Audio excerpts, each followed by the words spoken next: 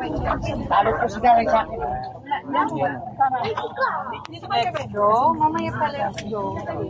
Ay, diretso na kayo sa Problema, iniwan ko yung bag ko. Yung bag sa kulit ko doon, nandun.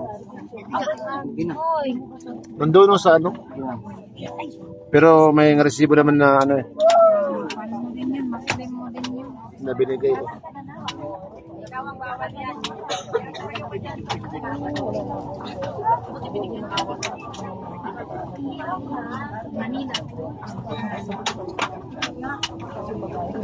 Init man, init. Why aircon?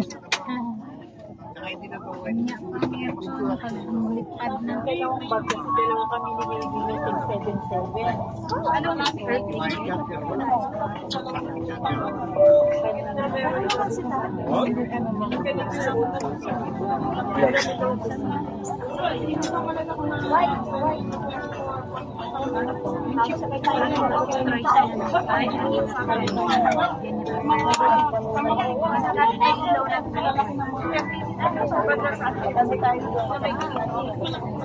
Sabi ng iba, mabay ko.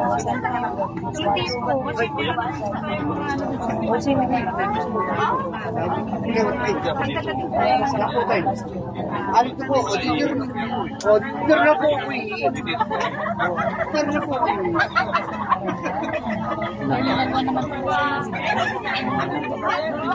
Siya ito na eh. Kasi makasabay mo. Oo. Ako eh. Good evening, ladies and gentlemen. This is your first officer, Ardis Villasis speaking. And I'm delighted to welcome everyone aboard Philippine Airlines flight PR655 bound for Manila. We expect to depart in a few minutes. We're currently waiting for a few more passengers to join us on the flight. And after we have completed our cargo loading, we shall be on our way. For the flight details, our flying time is 10 hours and 25 minutes. And we will climb to our cruising altitude of 39,000 feet. We expect fair weather during the flight. Our estimated arrival time is at 10:25 in the morning. That's Manila local time. Manila being ahead of Riyadh by 5 hours. We care for your safety.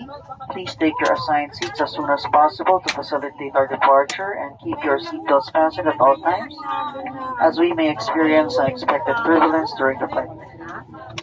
We will update you with the latest arrival information as we get closer to our destination. Thank you for flying Philippine Airlines, the heart of the Filipino. Mabuhay! Di ko na abutan.